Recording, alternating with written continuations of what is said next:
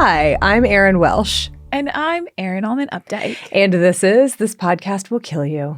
Today, we're detoxing. Oh boy. We're talking about detox. Yeah. What does it mean? What does it mean? Does it mean? That's the episode. Yeah. Yeah. Can you do it? Happy New Year. Yes. Happy New Year. First episode of 2026. We're coming to you from the past. We're time travelers here. We are. And predicting that we have all, indulged and eaten some delicious foods and maybe had a little bit of drinks here and there. And you might be feeling like you're getting a lot of ads for detox teas and you need to cleanses somehow. Purifying, etc., impurities. So we're here to tell you about that and whether you should or not. Except we won't tell you that because, again, this is not a medical advice podcast. But we'll tell you so you can make up your own mind, I guess. I am so excited for this. There is so much. This took me in the most unexpected directions. I love it when it does that. Me too. But before we get into everything, all of it, it's quarantini time. It's quarantini time. What are we drinking this week? We're drinking water. That's right. That's right. We are. We're drinking water. The easiest recipe so far, and arguably one of the tastiest. And one of the best for detox. I mean, I think we're kind of getting a little bit ahead of ourselves here with the punchline being water. But yeah, detox teas are not. There is no such thing as a detox drink that effectively will detox you from toxins, quote unquote, whatever that means. Quote unquote. Can't wait to talk about what that means. Yeah. I guess we'll post the recipe, but it's water. It's water. So subscribe to our social media anyway. And, we don't even have to put it on our website because it's water again. It's water. But if you want to go to our website anyway, you can find all sorts of cool things. We've got transcripts. We've got the sources for each and every one of our episodes. We've got links to Music by Bloodmobile, who's now on Instagram. We've got links to our bookshop.org affiliate page, our Goodreads list. What else do we have? Oh, merch. Patreon, contact us form that's now working again after a spell of not. Sorry about that, everyone. And a submit your firsthand account form. Good stuff. Check it out. You really nailed it, Erin. Thanks. Great job. Thanks. Well, we've got a lot to cover. Indeed. So, shall we get into it? We shall. Let's take a quick break and start detoxing. Throughout the history of man, there have been constant epidemics of many diseases. Little has been known or understood as to why these things happen. In recent times, it has been believed that these many diseases are contagious and that germs have spread them. This belief has created a monster, as the medical field has steadily found stronger and more potent drugs, poisons, and antibiotics in their constant effort to destroy what they believe to be the cause. A large variety of vaccines and antitoxins have been developed because of the belief in a large variety of bacteria and viruses. Yet, in spite of massive research, manufacturing, and wide use of these items, mankind still goes on suffering from an ever-increasing variety of disease and disorders with no let-up in sight. Disease, old age, and death are the result of accumulated poisons and congestions throughout the entire body. These toxins become crystallized and hardened, settling around the joints, in the muscles, and throughout the billions of cells all over the body. Germs and viruses do not and cannot cause any of our diseases, so we have no need for finding various kinds of poisons to destroy them. All diseases, regardless of their names, come within this understanding as only varied expressions of the one disease of toxemia. Basically, all of our diseases are created by ourselves because we have never taken the time to discover the true foods meant for man's use. Very often, an epidemic occurs after holiday feasting. Even the very best of foods in excess can create problems. Since germs do not cause our disorders, there must be another logical reason for the triggering of an epidemic. This is a matter of simple vibration. The better the physical and mental condition a person is in, the higher becomes his vibration. But as he steadily becomes clogged with more and more waste matter, his vibration goes constantly downward until he is ready and in need of a change. If he then comes in contact with one or more who have already started the cleansing process, he picks up the vibration of change and all his functions are triggered into the same action. The person with a toxic-free body and undisturbed mind is the one unaffected by the epidemic. Erin, we're going to play a game. Oh, I love it. You ready? Okay. Yeah. It's easy. Don't worry. Don't sweat about it. It's just a little pop quiz type of game. Oh, just a pop quiz. Sorry, just a little bit of adrenaline rush right there. Yeah. Okay. I want you to guess the name of the website that these blog post titles come from. Ready? Does detoxing really work? Oh, no. A heavy metal detox. My personal favorite.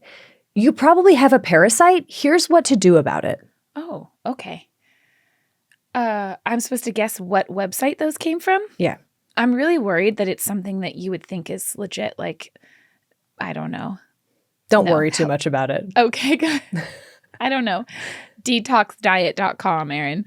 When we think of pseudo cures and people who promote the spread of pseudo cures, do you want to take is there Dr. one name Oz? that comes to mind? Dr. Oz? God, there are so many. Okay, I think that the fact that to me, I was like, oh, this will be like an obvious answer. There. Oh, Goop. It's Goop. Gwyneth Paltrow. It's Goop. It is Goopy Goop. Yep. Goopy Goop. Goopy Goop.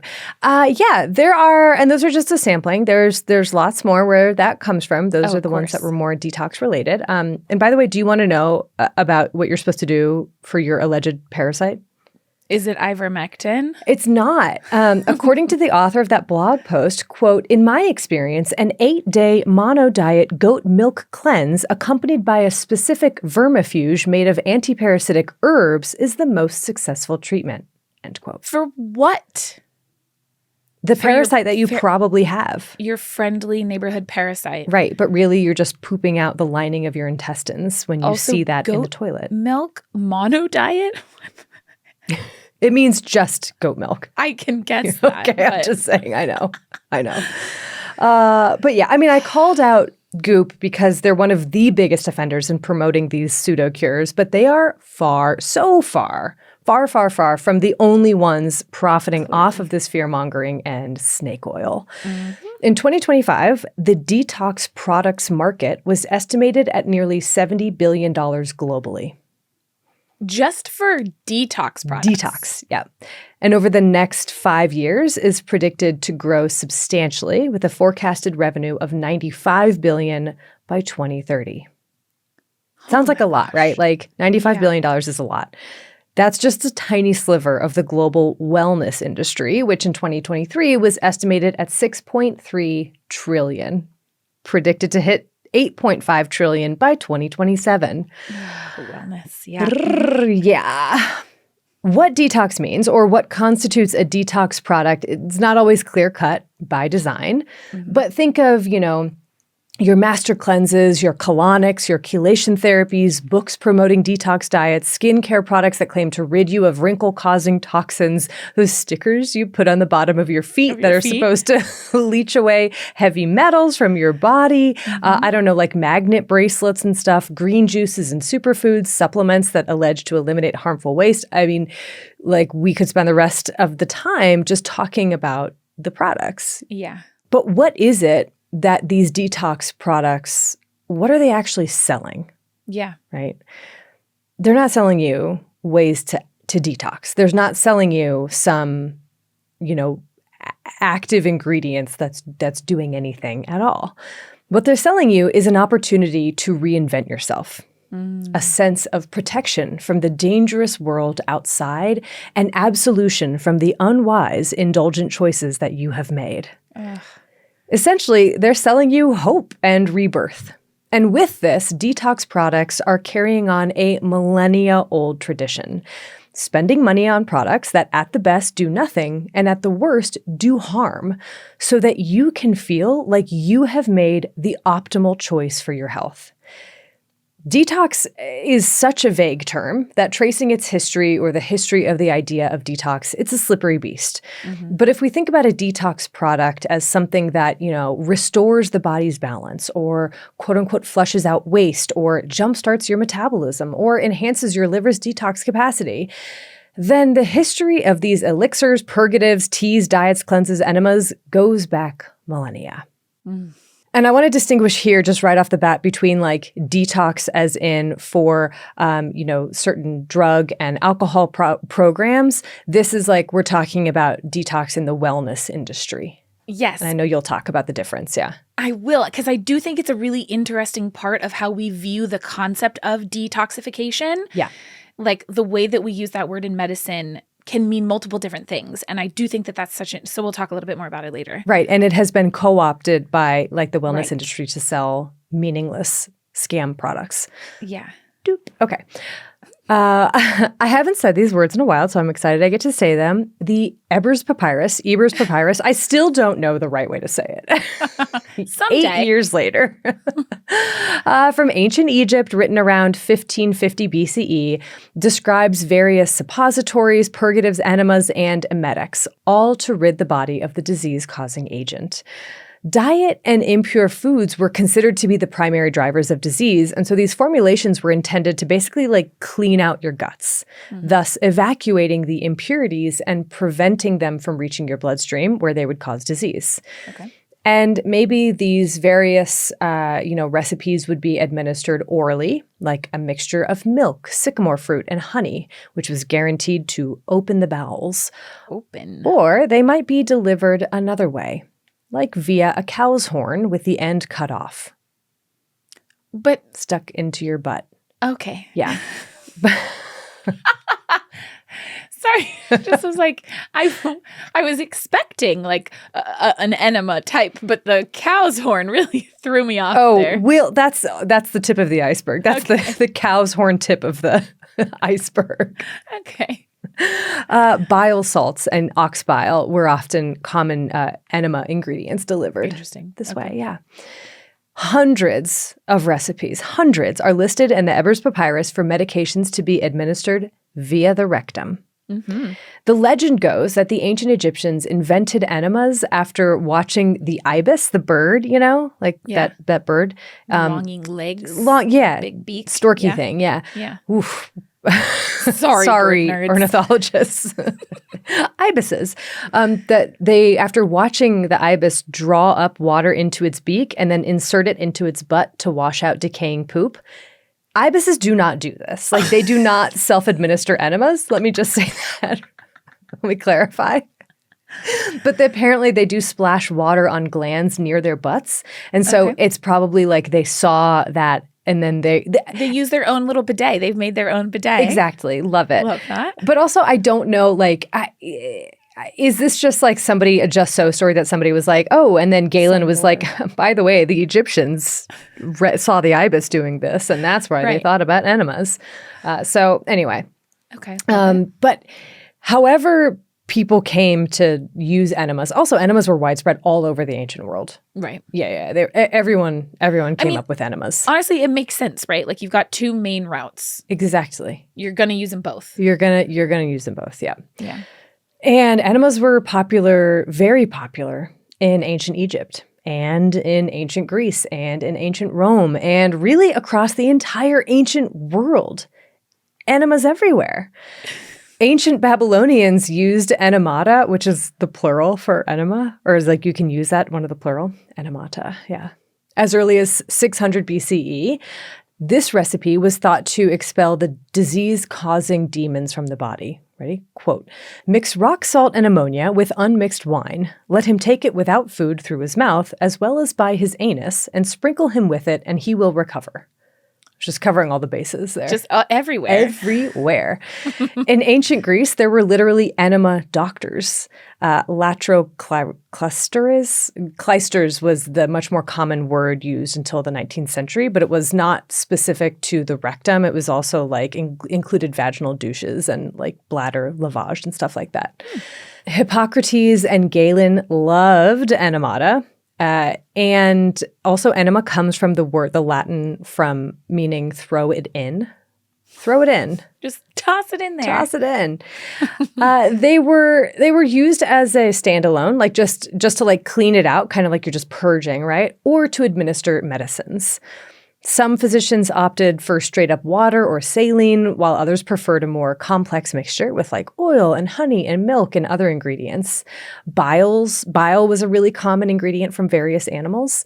From ancient China, quote, secure a large pig's bile and mix with a small quantity of vinegar. Insert a bamboo tube 3 or 4 inches long into the rectum and insert the mixture. End quote. Yeah, well, yeah. Yeah, don't really know what bile will do up there. A large pig's bile is also an interesting, like, what does that mean exactly? Oh, like the bile from a large pig. Oh, that's like my interpretation. It like might have been my delivery. No, I don't think so. A large pig's bile. Got it. Okay, that makes sense. That's my bad. The reverence that these physicians held for enemas is evident in the way that they wrote about them. There are entire books or chapters dedicated to their use. Who they recommended receive an enema, like this was everyone. Unless you already had a fever, in which case, like, maybe lay off the enema. Oh, okay. But everyone. Enemas for everyone. Enemas for all. And then what they thought enemas could cure. Everything. Again. Everything. Enemas for everyone and everything. You know, there's kidney stones, gout, jaundice, weight gain, malaria, indigestion. I mean, you name it. Enemas were really just another very popular tool in the toolbox of humoral medicine, whereby a buildup of some substance was at the root of disease. Right. Galen, in the 2nd century AD, basically described it as like every organ in your body produces waste products that need to be fully eliminated, otherwise they will cause disease. Yeah, and they apparently cannot do it themselves. So we must administer enemas. Do something. We must take action. Yeah. Okay. Yeah. And so this idea, over the years, kind of changed a little bit here and there, but it's very similar to this idea called auto-intoxication or intestinal auto-intoxication, whereby like these toxins are coming from inside you. The call is coming from inside the house. The Persian physician Avicenna from the 11th century CE also endorsed enemas for this purpose. Quote, the enema is an excellent agent for getting rid of the superfluities of the intestinal tract as well as for allaying pains over the kidneys and bladder, and for relieving inflammatory conditions of these organs, and also for relieving pain and for drawing superfluities from the vital organs of the upper parts of the body. Everything. Everything. This idea of auto-intoxication is actually a really interesting one, not just because of like how long it lingered in the medical realm, but also for the fact that like there might be some truth to it based in like our gut brain microbiome axis, and like there are some dysbiosis that actually can cause major issues, blah, blah, blah. And that's kind of all part of the same idea that like sometimes things are off balance in our own bodies. Yes. Right. But I also find this idea so fascinating because it sounds exactly like or very similar to the ads for detox teas. Just replace 100%. Enema with cleansing tea, right? Yes. Like this will restore the balance. This will get rid of those impurities that have built up in your body. And I did not plan to take us down through the history of enemas, enemata. I'm so thrilled that you did, though. Me too. It's so much fodder. It's incredible. But I think that, like, first of all, enemas were not the only tools out there, right? There was bleeding, purgatives, emetics, saunas, fasting, water, meditation, herbs, like everything. So many different cultures practice many different methods to rid the body of what they perceived to be impurities and whatever that meant. Sometimes it didn't involve any physiological thing at all. It was just like meditation, right? Mm-hmm. Impure thoughts. Ugh. Graham and Kellogg and all that.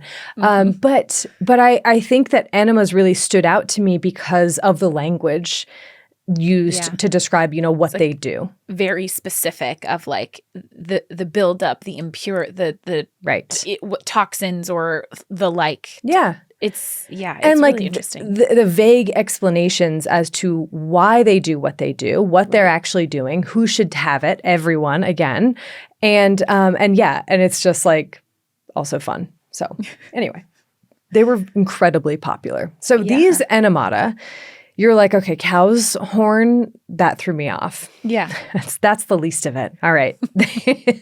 All shapes and sizes, all different delivery systems, made up of all kinds of materials from cane stalks to bamboo, cow horn, of course, ivory. The syringe, like how do you deliver the water, might be made from the scrotum of a deer, goat, or ox. It might be made of leather hide, pig's bladder, or delivered directly via mouth through the tube. Like you would just have an assistant help you with that. Yeah. In later centuries, especially with the invention of the vulcanization of rubber, metal and rubber replaced these metals. Side note, I don't think I knew that cow's horns were hollow. Yeah, I used to have one that I got in North Carolina when I was a child, and I loved it so much. I got it at like one of those little tourist shops, and you would blow, like you could make a horn noise, like conch. Yeah. Yeah. I don't think I knew that. I haven't spent enough time around horns, I guess. It would be heavy to carry around if it were. Yeah. So there you go. Okay. Instant enema. Yeah. But so, okay, the popularity of enemas, I'm skipping over a lot of history here. We could do a whole episode on enemas. In fact, I held some back in case we do a whole episode. In case we do. Yeah. But they were pretty much quite popular from ancient times and to the 17th, 18th centuries. And then they weren't just like popular, they were the rage. Like all the rage. So whereas the 14th century English surgeon John of Ardenne recommended that everyone use an enema 3 to 4 times a year, even if you were healthy, by the 18th century, early 18th century, Parisian socialites were taking them 3 to 4 times a day. What? What indeed. Yeah. 3 to 4 times? Yeah. Oh. Yeah. I can think of a lot of ways that could go wrong. Oh, it did. Yeah. It did, yeah. Okay, so this is from a 1985 paper on the history of enemas. Quote. Oh, I went deep down the rabbit hole, Erin. Give it to me. Okay. Quote. It became customary in France to take an enema after dinner, and a lady was considered indelicate if it were known that she had omitted the practice. End quote. The goal, like, why were people taking so many enemas? Yeah. Purification, whatever that meant. Purification. So they weren't just like all constipated and they like needed. I mean, I don't know. Like, it's so hard to know. Constipation was has been a preoccupation of humans forever. It was the root of a lot of fear around constipation. It's the buildup. Yeah. It was like, what's happening to that poop that's stuck in my body? It's releasing all these toxins. That's why I'm getting tuberculosis. Like that was sort of the A to B. Okay. Yeah. Louis XI, who reigned in the 15th century, was a big fan of enemas and even ordered them for his pet dogs on occasion. Yeah. And he wasn't the only French monarch with a thing for enemas. And also, like, I'm sorry in advance, the papers that I read really highlighted the use of enemas in France. I don't know if there were like a couple of major academic papers that came out. So a lot of these examples come from France. Well, hey. Louis XIV, so he was king during the 17th and early 18th centuries, received over his reign over 2,000 enemas, and reportedly would receive visitors while getting one. I mean, they take a while sometimes. So. Yeah, I was going to say, with 2,000 enemas, like, you got to multitask at that point. You got stuff to do. Right.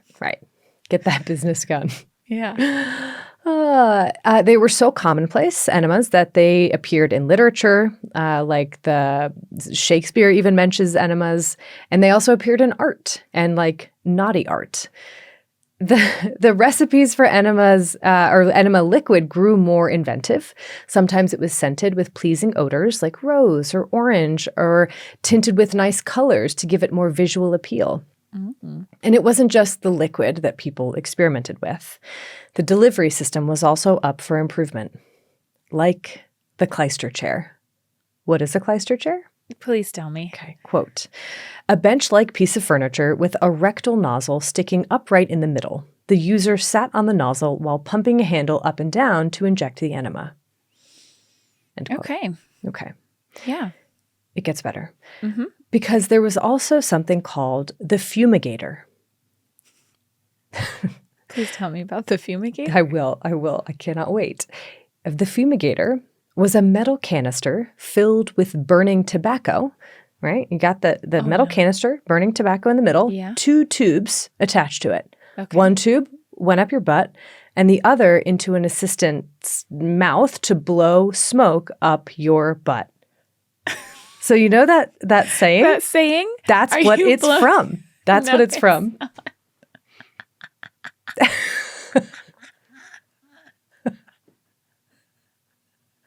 What did they think that this did? I mean, aside from like a new way to enjoy your tobacco. I have to imagine that, first of all, they thought it did everything. Okay. And then there were people who were like, obviously, like I think that some of the plays from France were especially like making fun of this widespread faith in enemata, being like, they don't actually do anything. So I think the phrase don't blow smoke up my butt, that's what this is from, is this like, okay, you're failing to deliver on your promise. You're failing. Oh, that's so fascinating, Erin. I know. And they were all used for like so-called medical purposes. Because I feel like I could also see these being used for pleasure reasons exclusively. They were also, hence the naughty art. Yeah. Okay, yeah. But that's like makes more sense than just like. No, this was like very, very much medical. Medical. Okay. Yeah. All right. The fumigator was thought to be especially helpful to resuscitate the drowned or the nearly drowned. Oh dear. Okay. Yep. Then there was Kellogg, as you know, as in Kellogg, cereal Kellogg. Cereal. Mm-hmm. Pure oxygen enema. Do you know, Erin, when I was on the tram recently in Denver, I saw ads for home oxygen canisters that you can just have at home. Yeah. Wow, you could use it for an enema now. Yeah, well, I don't. Or back in the day. Yeah. Sorry. Don't think you should. Now. Definitely don't think you should. Yeah. And I do think it's really interesting, like the parallel between, just thinking about the enema, kind of like what were they used for? Everything, right? Yeah. Just have it there. Healthy, sick, whatever, this is what you need. This is what you need. And just like today, women in the 19th century were specifically targeted with advertisements for enemas. Interesting. The prevailing belief was that women were more susceptible to constipation and thus more susceptible to toxins than men. And so some doctors recommended daily enemas in conjunction with leeches and castor oil for, quote, rheumatism, asthma, epilepsy, hysteria, ulcerated sore throat, convulsions, and influenza. End quote. Yeah. I mean, they were so out of control popular that in some countries, laws had to be instituted restricting their administration to be done by doctors alone because too many pharmacists apparently were getting their hands in the enema game. And people were getting hurt, I presume. Yeah. Yeah. Okay. It's just a given. It's a given. It has absolutely happened. Yeah. Okay. The number of patented enema delivery systems from the 18th and 19th centuries is truly outrageous. Like I was working on this on all of our recent travel, like on airplanes, and I kept having to shield my screen or turn down the brightness so that people wouldn't see it as me scrolling past these illustrations of enemas over and over and over again. Yeah. I love imagining the people sitting next to you. Being like, what is she doing? What are you working on over Probably there? No one even looked at all. But eventually, as with all things, of course, enemas fell out of style as patent medicines and nostrums took over. Things that you could swallow rather than having to administer through your butt. While the delivery system changed for a lot of these detoxification, purification recipes, the claims and vague medical language did not. Okay. So, Brandreth's universal vegetable pills from the late 1800s asked, quote, "What is it that causes this poor, abject wretch to look so downcast, that eggs him to desperation, and that takes away all the joy and happiness of this life?" End quote. The answer? Quote, "In 9 cases out of 10, it is simply the result of a disordered liver." End quote. These pills rid the body reorder your liver. Right. They reorder. So they rid the body of, quote, "evil forces that might upset the digestion and render the blood impure." End quote. Can you remind me the year? That was the late 1800s. Late 1800s. Okay, so they, at that time, this is interesting in the context of how our bodies actually detoxify. They were pinpointing the liver, even all the way back then. I mean, it's a good, yeah, I don't know when the functionality of the liver was clear. Okay. Or when people were working on But that. at least at that time, they were like, you need to purify your liver. We can, with our product, enhance the function of your liver. Okay, I love this. Yeah. This is so fun.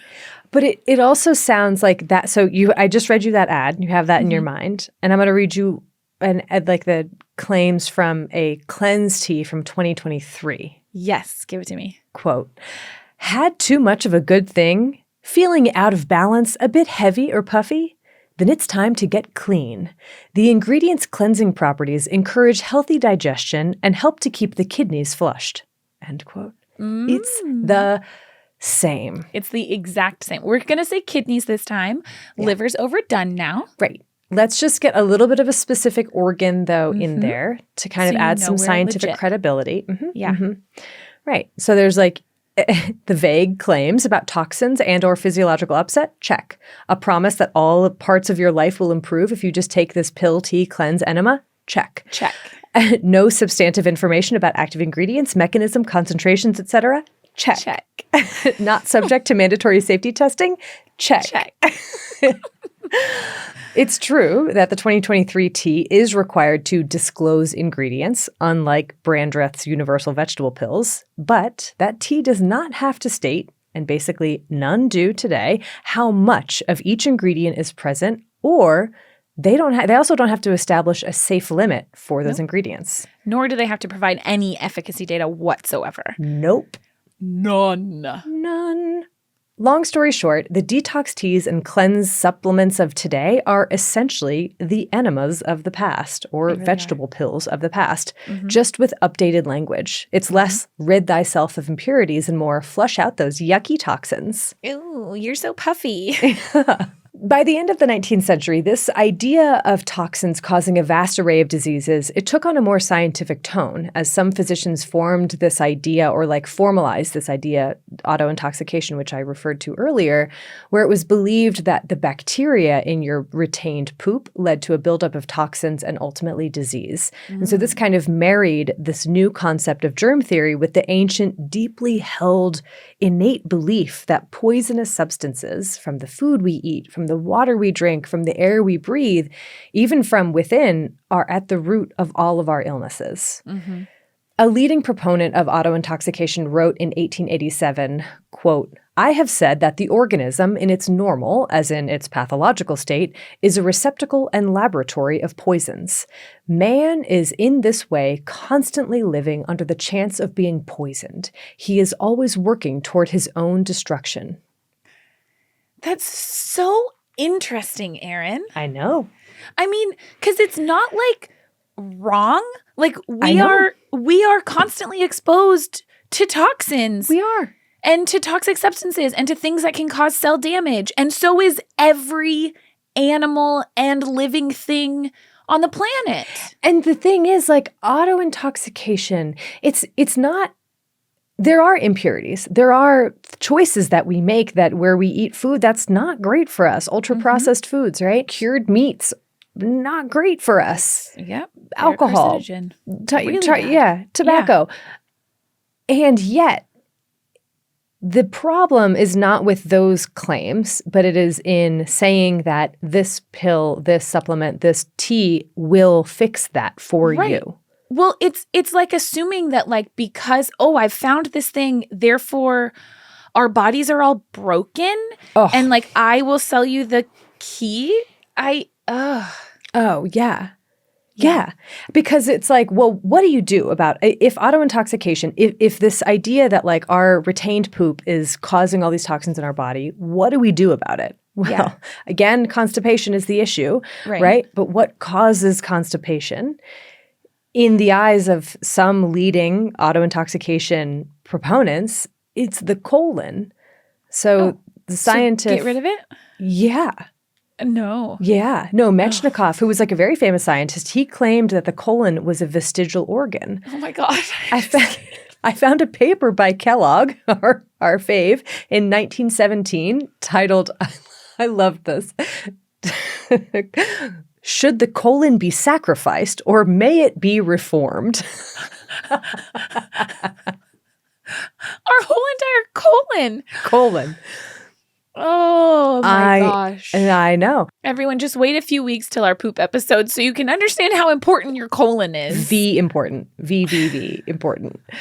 Yeah, so, okay, remove it. That is one strategy. First, though, maybe try some colonic irrigation, enemas, bring those back onto the scene.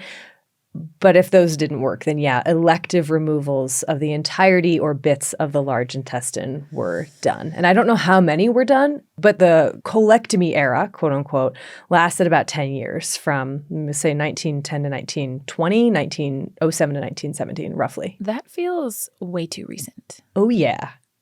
Oh, yeah. But fortunately, fell out of favor. People were like, even Kellogg was like, I think the colon can be reformed. I don't think we need to get rid of it. But the concept of detox or products or practices to eliminate impurities from your body, that was here to stay. Mm-hmm. In the 1940s, Stanley Burroughs introduced the Master Cleanse, which you heard in our firsthand account. It was a liquid-only concoction of also known as lemonade diet, I think. Mm-hmm. Lemon juice, maple syrup, water, cayenne powder, the famous Such a one. Classic. I feel like every few years it really makes a comeback and everyone gets back into the Master Cleanse specifically. Yep. Yeah, it's because celebrities jump on the train. They're like, so-and-so did this for this movie and lost 20 pounds in a week. Yeah, they did. They starved themselves. Yep. And so the Master Cleanse promised not only detoxification, but also weight loss. So then weight loss kind of became wrapped up into this, really starting in the late 1800s, but then in the 20th century, just increasingly so. Okay. And the Master Cleanse might have like really kicked off what our modern era of this is and really incorporated the dieting part of it. But there sprang up throughout in the decades that followed countless diets, teas, superfoods, supplements, regimens, programs, bracelets, accessories, procedures that promise to eliminate toxins from the body, thus bringing you a happier, healthier life. Yeah. I mean, it would take hours just to list the product names, let alone the baseless claims that they make. And I know that you'll explain why these claims are baseless, but to quote a paper I read about fad diets, quote, "Detox approaches defy the general principles of human physiology, as the liver and kidneys are quite efficient in removing both exogenous and endogenous toxins from our body, along with extrarenal excretion of toxins in sebum and sweat," end quote. Yet, these products are ubiquitous, and the industry is growing like never before. Mm-hmm. How? Like, why? I can't hope to answer that huge of a question, but I do think it has to do a great deal with how they're marketed. Mm-hmm. They all start off with this premise of fear or a lack. You are living in a risk-filled, dangerous world. Everything around you, the food you eat, the liquids you drink, the air you breathe, contains harmful substances that will accumulate in your body. You're missing something in your life, and that's why you're unhappy. Mm-hmm. And then there's this sense of blame. If you didn't eat those foods, maybe you wouldn't feel so bad. But no one is exempt from this moralizing, right? Next, they offer agency. these substances will continue to ferment in your body, building and building until you act.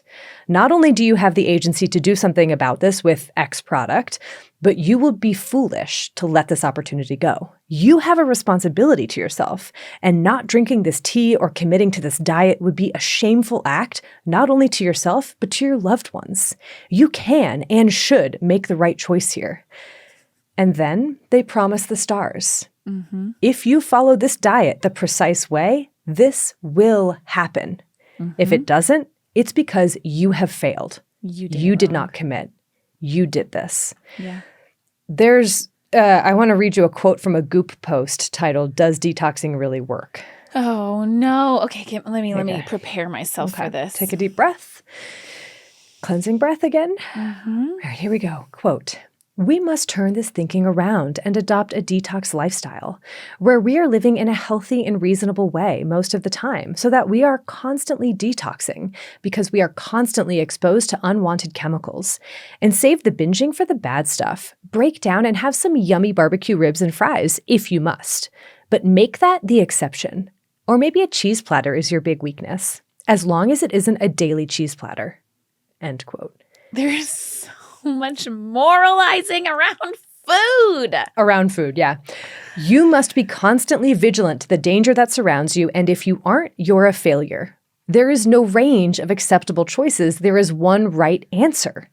And this advertising strategy works so well because these companies convince us, they manipulate us into believing that we can optimize our life, that our lives are incomplete, but contentment is just around the corner for a mere $19.99 a month plus shipping and handling. Mm-hmm. And I'm not saying that people shouldn't want more or shouldn't buy whatever things that they want to buy, or that they should just be, you know what, you should be happy with what you've got. Like, it is natural to want more, to want to be happier, to fill your life with things that, you know, that's all fine. What I'm saying is not about the wanting. My issue is with the companies that do such a great job of manipulating us into feeling that inadequacy. Like detox teas promising to rid us of impurities when our kidneys and livers are already doing a heck of a job. Mm-hmm. If we look back at the history of science and medicine in this country, we can see this really remarkable pattern where patent medicines and snake oil salesmen absolutely flourish in times of chaos and crisis, which feels, very much like what our world is going through right now. Yeah. And I think it comes down to feeling like there is so much out of your control that we want to make any changes that we can. We want to have whatever control we can. And so we can say, I want to fix this one thing in my life because I can. This company is telling me that I can. Right. So my hope for 2026 is for us all to cling to reason, established expertise, and shift our skepticism, to the brands making these sweeping claims without a shred of evidence. And I talked way too long, Erin, because I got really into this episode. But now I'll turn it over to you to tell us what toxins actually are and how detoxification actually works within our bodies. I'm so excited. Before we get deep into how our bodies detoxify, quote unquote detoxify, I do want to focus for a second on this idea of toxins because Thank you. Yeah, I think that this word, it comes up so much in like these disinformation campaigns that people love to run, and it's far more reaching than just the idea of detox. But let's get into it, shall we? We've talked on this podcast so many times about how the dose makes the poison, right? Yeah. Essentially, any substance that exists can be harmful to our bodies and to our cells at a cellular level, dependent on the dose. There are some things like water, which is essential for life, that is beneficial at most doses, but still can cause harm if in excess. Yep. And there are other things like arsenic or mercury that are incredibly harmful even in very small doses, right? And those are the kinds of substances that we usually think of as toxic, right? These are substances that even at small doses are harmful to our cells. If you really want to get pedantic, and you know that I love to. Love it. Technically, a toxin means a biologically produced substance. Oh, interesting. So technically the word toxin is only referring to things that are from plants or animals or bacteria. It has to be biologically produced. And if we're talking about substances that cause harm, that are toxic, that are maybe metals. Like mercury. Arsenic, whatever. Arsenic, or things that are like drugs, phosphates, like stuff that we are making, those technically aren't toxins. The correct term would be toxicant or just like toxic substance. Okay. I love that I got to teach that to you because I felt like I was getting really too much there. I mean, it is pedantic, but I appreciate the designation. I can appreciate when you are pedantic. Yeah, I think it is pedantry. I feel like in common parlance, obviously, we use the word toxic, we use the word toxin to refer to a lot of different things. But I do feel like just knowing that helps you be a little bit more alert. Like, are people even using these words correctly? If you're saying toxin, what are you talking about? Absolutely not. But how are substances that are harmful to our cells, that are toxic substances, how do they cause damage? They can do this in so many different ways. Some substances might, as we break them down, generate free radicals, right? Which can cause damage to our cells via oxidative damage. Some substances might end up depleting our cells' ability to metabolize things, like we talked about in alcohol metabolism. Mm-hmm. Other substances just might straight up damage cells. They might induce cell death. There's a lot of different ways that so many things that we come into contact with every day, be there medicines, drugs, heavy metals, pesticides, organic or inorganic pollutants, things that we eat in our foods, because plants are full of toxins or toxic substances, secondary metabolites that they make in order to, we think, largely escape predation from herbivores, right? Mm-hmm, mm-hmm. We are exposed to toxic substances all the time. So we have evolved mechanisms to deal with toxic metabolites in our bodies. We have. Evolutionarily, all animals have these mechanisms. So this idea of quote unquote or so-called detoxification is real insofar as our body does in fact have to manage and deal with toxic substances. On a cellular level, all of our cells have to deal with this. And like cell by cell, we have detoxification mechanisms that I'm not going to dig deep into, because the superstars in our body, when it comes to like body system level clearance of these toxic substances, are our liver and our kidneys. And also our GI tract, which I don't think gets enough credit in this. Yeah. Okay. We can give some cred. We'll give some credit. Yeah. But I want to real quick also mention that I do think that some of the reason that I'm going to go through the steps of how our liver and kidneys actually process these toxic substances. What does detox mean in our bodies, right? But I think that some of the reason that we use the word detox to mean a lot of other things, like sometimes we use detox colloquially to mean like we're abstaining from, like digital detox. Yes. Yeah. That just means I'm not doing technology for a while, right? Right. I think that maybe comes from the fact that we use the word detox or detoxification in medicine clinically also to mean weaning somebody off of a substance on which they're dependent. Right. So that's like alcohol or opioid detox, something like that. Mm-hmm, mm-hmm. That process is about abstaining from a substance and waiting as your own body metabolizes that substance, and sometimes might require additional medications or things to like monitoring to make sure that it's a safe process. But I think that maybe that version of detox, like alcohol detox, that kind of a thing, might be part of why we think of this as just like, oh, a quote unquote cleanse. I don't know. Yeah.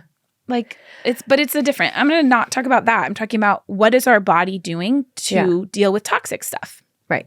So our liver, I said, does most of the detox of most potentially harmful substances.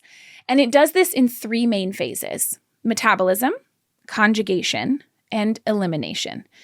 Not every substance has to go through each of these. So we'll talk at the end about like other ways to rid the body of toxic substances.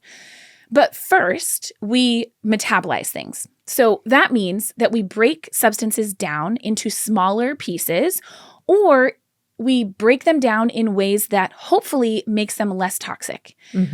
Much of this process happens with a group of enzymes called our cytochrome P450s. Should I know this or? No, but I just love, I love cytochromes so much. But these are a group of enzymes. There's like there's tons of them, but there's 6 major ones that are responsible for the breakdown or the detoxification of nearly all of the drugs and stuff that we are putting into our body. Like the drugs, the foods, like anything that is producing potentially toxic substances, so-called xenobiotics is like an umbrella term for a lot of this stuff. Most of them are broken down phase 1 by a group of enzymes called these cytochrome P450s. But there are a bunch of other enzymes that are involved in this.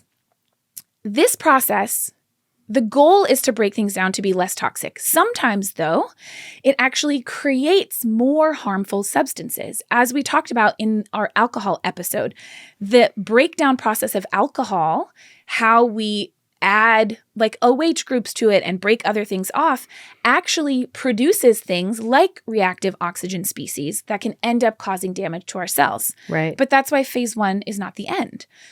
The second step in this detoxification process is called conjugation, which just means sticking things on. So this means literally sticking on other compounds to the stuff we've just broken down, specifically to make them more water soluble.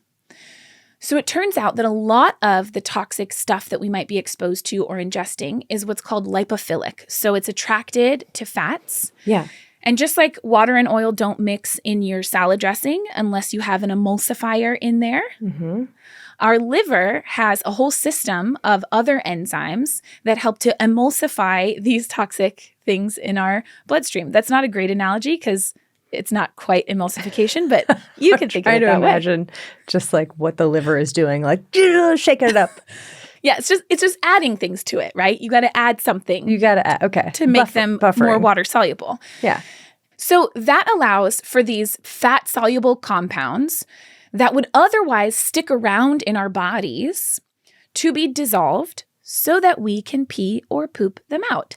And that's the final phase, or this third phase of detoxification, which is elimination. Elimination, yeah. So most of the stuff that we make water soluble will end up passing through our kidneys. And our kidneys, they also do some detox on their own, but they are the big, important part of our system, of our body system, that is excreting all of these metabolites that our liver does a good job of breaking down. Right. They're carrying it away. Exactly. Yeah. Getting it out. The other big player is our biliary system, old friend of the pod. That's our liver, our gallbladder, etc. Yes. Yeah, old friend. Okay. Old friend. And that means that as this stuff gets broken down, sometimes instead of going to our kidneys, we squeeze it into our gallbladder and push it out with our bile, and then eventually we poop it out. Okay? That's how we detox. Sometimes phase 1, 2, and 3 detoxification doesn't work for every substance, right? For some things, elimination might not be possible. We might not have a mechanism for that, like we see with iron, for example. So with some substances like heavy metals, our liver, again, has enzymes and mechanisms to bind things up so that they are in a form that they're not causing any damage. So iron, if we're using that as an example, gets bound to a protein called ferritin. And that way, it's not just roaming around causing free radical damage. It's bound up in a protein and therefore not causing harm. That's very interesting. Also, I was just like thinking about the evolutionary pathway that had to like I would love to get some sort of comparative physiology going on here. I found an interesting paper that was more focused, and I didn't end up citing it because I didn't use a lot of this, but they were looking at like plant secondary metabolites and herbivores and like the detoxification pathways and things like that in these herbivores to deal with these plant secondary metabolites and stuff. It's super interesting. Like we all have to deal with this, right? Well, and then like you think about herbivores, and then what if there's like a carnivore that's then eating the herbivore that has those mechanisms, but then what if the mechanisms haven't taken care of that poison yet, and then the toxin, and then if your carnivore doesn't have those same mechanisms, it's a lot. And carnivores tend to have less. Anyways, I'm not going to get deep into it because I didn't read enough about it. Don't quote me. Okay. But similarly, sometimes we just have to, if there's a lot of reactive oxygen species, which is a common cause of damage to our cells that may be produced in so many different ways and just during normal metabolism, sometimes we just have to neutralize those. And we're not doing this whole phase 1, 2, and 3. We have other ways, whether it's enzymes or just chemical antioxidants that are binding up these and blocking them, essentially, so that they're not going out and causing damage. Finally, there's increasing evidence of the role of our gut microbiome in the detoxification process in mammals in general. I mean, we don't know, we don't fully understand it, but microbes also have to detoxify, and they have similar but usually different enzymatic processes to what we see in our own livers and kidneys. So they're not using the exact same enzymes. Okay. But they are still doing the same stuff, if that makes sense, just in different ways. So we're doing detox all the time, and it is our liver and our kidneys and our guts that are doing it. And this is a complicated process. All right? I mean, it sounds quite a lot of players involved. There's a lot of players. A lot of steps. Yeah. I'll also just throw out there that there is known genetic variation in our metabolism in terms of a lot of these cytochromes especially, but also some of the phase 2 metabolism stuff, which means that some people might be faster metabolizers. Some people might have a buildup of toxic substances longer than other people. So there is a lot of really interesting research being done on that, especially for people who are really into the idea of personalized medicine, where if we know how you are going to metabolize X, Y, and Z, then we might recommend one drug versus another, or you might need a higher or a lower dose of something. And so I think that's an interesting area of future research. But right now, for very few things do we have you need a genetic test before X, Y, and Z medicine. There are some medicines that we have to do a genetic test because we know that you're going to metabolize it differently if you have one gene versus another. That is such a fascinating world of personalized medicine. What's exactly. Yeah. But that's a different episode here. So that's the end of that. So I want to answer the question of whether any product that claims to detoxify you can actually do it. And hopefully, if you've heard all of the steps that it takes to deal with toxic substances in your body, it is very clear that the answer is no. There is no single product, food, supplement, topical administration of anything that you can do that will detox for you. Your body has to do that. However, companies are smart now, as we heard in those things. So the next thing that they love to do is claim that their product supports your own detoxification mechanisms. Oh, Erin, I hate it so much. I cannot stand seeing that on supplement bottles or liver cereals. Support, right. Kidney support. Supports heart health, supports kidney function. Exactly.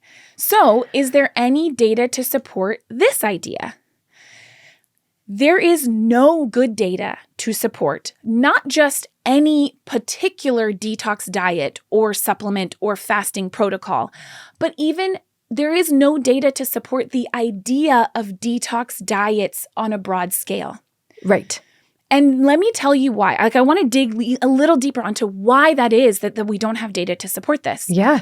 First, our bodies are complicated. The types of toxic substances that we encounter are really varied. So there's two main questions that we have to answer that have not been answered to be able to say that any of these products work, right? First, can anything that you ingest actually change or so-called support your body's own detoxification mechanisms broadly? So I'm going to get into that. Okay. Is there anything that we can be ingesting that would actually support our liver health? Okay. Probiotics? Listen. And two, what the heck are we trying to detox from? Oh, I mean, everything, Erin. The world is a dangerous place. And also, but it is. It is. But you got to be specific. What are we being exposed to and at what levels? And are these things harmful at the levels at which we are being exposed? So let me dig into the evidence on these 2 points. Okay. But you just said you got to be specific. No one is specific. No. No one has to be specific. No, I know. But that's the I beauty. think they should be. Yeah. So to get at question number 1, is there anything that we could be eating that could be helping our kidneys or our liver be better at detoxifying? Like all the foods that have antioxidants in them? Like blueberries and superfoods. So here's the thing, Erin. There is certainly data out there that there are certain foods or certain chemical compounds, if you want to dig really deep down in our foods, like antioxidants, like various vitamins, that may help or in some cases even be essential in our body's detoxification processes. Mm-hmm. Some of these substances might be necessary cofactors in some of these enzymatic reactions. They may function as antioxidants themselves, be protective in our bodies against reactive oxygen. There is definitely data that there are compounds in especially our fruits and our vegetables that are beneficial for our bodies. However, almost all of the data on these substances is in cell culture or animal studies, not in clinical trials, especially if we are trying to say, do these substances help support detoxification mechanisms, these enzymes that we know are involved in detox, right? Mm-hmm. These data that we have on this is not in human trials. Okay, but let's just pause there. And I want to try to understand physiologically the mechanism that extrapolating from lab and animal studies to humans. Like you said that some of the products that are contained or the cofactors and vitamins in fruits and veggies and so on are essential for us. Are we getting enough on a daily basis? It depends on what you're eating, Erin. Okay. I don't know. Well, but you know what I mean? We talked about vitamin C and scurvy. Right. And the vast majority of people get vitamin C. You get plenty of vitamin C. So yeah, the same is true for most of the other stuff. Okay. Right? And it is important to note, like you're saying, that the dose makes the poison even for these beneficial substances, because there are some compounds that we found in plants, in vegetables and fruits that might help induce detoxification enzymes. So might help them to work better at one concentration, but inhibit them completely at other concentrations. Okay. So the short answer then is no, there's no one thing. There's no one magic pill. There is no one supplement. And it's very interesting that, because I read a couple of papers that were written by people who have their own detox clinics, okay? Ooh, as an example. Okay. And I could quote from them. I mean, we're talking detox clinics as in what we've been talking about these past 2 episodes, not detox clinics in a clinical sense. I'm talking about detoxification lifestyle programs. Got it. That they will sell you, that you can go to their clinic to learn how to do. But even in those, and I won't actually quote because it's way too long, but all of those papers come to the conclusion that is the exact same conclusion as every major medical and public health organization that has ever come up with dietary recommendations. And that is that to support your body's intrinsic detoxification processes, our diets should be composed of a variety of whole fruits and vegetables. Whole grains should be mostly based on plants. We should get a variety of proteins, make sure we're getting lots of fiber, drinking mostly only water and not other beverages, avoiding alcohol, having access to clean water that's uncontaminated by heavy metals, and being engaged in moderate activity and exercise. It is mind-blowing to me that even people who are selling this stuff know that there is not one thing that we can pick out of a plant that is ever going to be better than whole plants themselves, right? Yeah. Is it but they'll still sell you their supplement. Yeah, of course they are. Because it doesn't matter. the science behind it doesn't matter, except the science is to sell information. Correct. Is misused. It Correct. is weaponized, yeah. Exactly. And the other way that it's weaponized and misused is in this idea of that second question, like, do we have any evidence that we actually need detoxification support? Are we being exposed to such high levels of so-called toxic substances that we need this over-the-counter chelation therapy? Those are very dangerous, by the way. Very and dangerous. Definitely not a good idea. No. But if you are exposed to high levels of heavy metals like lead or mercury at a level that can cause harm, then yes, you will need treatment because your liver and your body might not be sufficient or fast enough to get rid of these compounds before they're causing harm. That is why we have medications that have to be administered under strict supervision because they are also dangerous medicines to be able to bind up things like heavy metals and rid our body of them, allow us to poop them out because we use things like chelation therapy. There are definitely things that we are being exposed to in our modern world today that we maybe weren't exposed to hundreds or definitely not thousands of years ago, right? Mm-hmm. There are also things that we were exposed to a lot more that we're not exposed to as much today. Yeah. And it is true that we still don't know enough about what should be considered maximum safe exposure levels of things like persistent organic pollutants like we see in pesticides, or things like BPA or other phthalates that are in plastics. And there is a lot of news, of course, out there about forever chemicals in general. And we don't have enough data about them. It's true. Yes. And there is like, I feel like we are living in a world that is full of things that can harm us, but we don't, like you said, we don't know enough about how much of it. We all live very, very, very different lives, even if you're living on the same street as somebody else. How much you're getting exposed to, your genetic predisposition to how fast you metabolize certain toxins, like all of these things are very variable. Yeah. That can all be very true. And it is. And it is. And there are plenty of companies that are claiming that their product will detox you from these compounds, be they heavy metals or other environmental pollutants, even if you have no data to suggest that you have actually been exposed to levels high enough to cause harm. Because especially for heavy metals, like we actually do have data on that, like how much is going to cause harm. There is no data that any of these products that are claiming to detox you from these substances will do anything for you. Or blogs. And in many cases, or recipes. Or diets. And in many cases, they can cause serious harm, especially the ones that are targeted like that. Like, oh, you need a heavy metal detox. You need a parasite cleanse. Those often end up damaging your liver. And like the over-the-counter chelation therapies and things that they market, they can bind up other metals that are actually quite important in our body in trace amounts. So then they can make you be deficient in zinc or copper or things like that. And they can also end up binding calcium. So then you can be severely hypocalcemic and then you can die. Like it's not, these things are not without the potential for harm. So like, yes, we need to be ensuring that our regulatory agencies and our scientific research agencies are doing the research and asking the right questions, especially about these chemicals that we are being exposed to. At what levels of exposures do we have the potential to cause harm in the short term and the long term? And also the research on, in the event that we are being exposed to high levels, what are additional treatment options? We should be looking into these things that are in our natural products. What things can support detoxification or elimination if someone is actually exposed to high enough levels to cause harm? None of these products or diets or fads that are on the shelves have any data to back them up. No. And they continue to sow mistrust in established science and medicine by saying germ theory isn't real.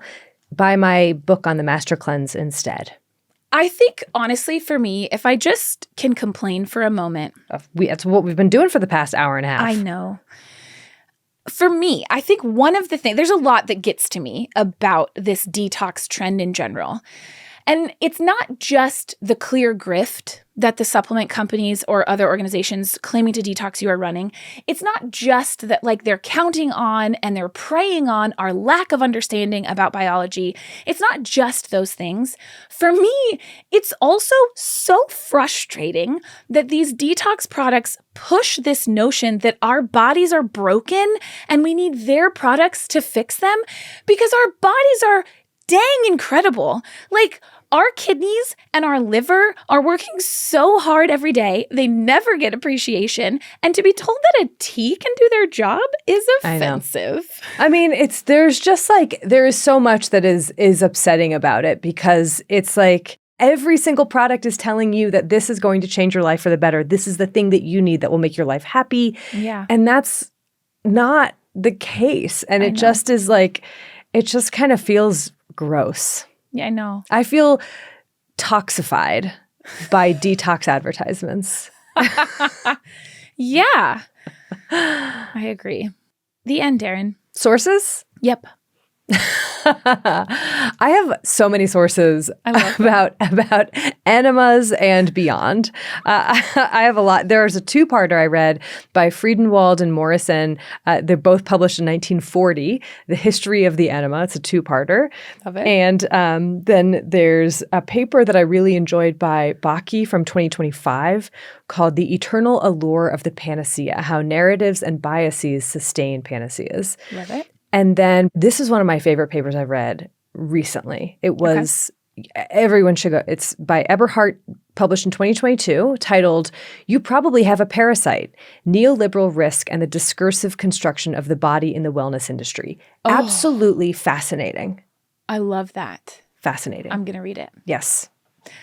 I don't know that my papers are quite that amazing, but the biggest bummer for me, it was hard to find more up-to-date studies. So the two best ones that I found that were really like overviews of, especially the detox diets and the detox pathways and things, the two best papers I found were both from 2015. One was by Hodges and Meinich, and it was titled Modulation of Metabolic Detoxification Pathways Using Foods and Food-Derived Components, a Scientific Review with Clinical Application. And the other was by Klein and Kiat, also in 2015, Detox Diets for Toxin Elimination and Weight Management, a Critical Review of the Evidence. There was one other one from 2017 that was really more focused on weight loss strategies, but they had a little bit about detox, but there wasn't a lot of updated ones. I also had a few different papers that go way more deep dive, if you want it, on hepatocyte detoxification and like detoxification pathways in the liver. So there's a paper from 1991 and a book chapter from 2018. And then I have more, like I said, including ones that were written by people who are huge proponents of the idea of detoxification. So you can find them all on our website, thispodcastwillkillyou.com. You can. Big thank you to Bloodmobile for providing the music for this episode and all of our episodes. Thank you to Liana Squillaci and Tom Breifogel and Pete. I realize I don't know everyone's last name, huh? Pete and Brent and Jessica and everyone that makes this possible. Yes. Thank you. Thank you. And thank you to you, listeners and watchers. Happy 2026. Welcome to another year of This Podcast Will Kill You. Oh, thanks rate, review, and subscribe. We forgot to say that at the beginning. Start off your year right by rating, reviewing, and subscribing to This Podcast Will Kill You. Did you like that? That was really good. Thank you. And thank you, as always, speaking of subscribing, to our patrons. We really, really appreciate your support so much. We absolutely do. Until next time, wash your hands. You filthy animals.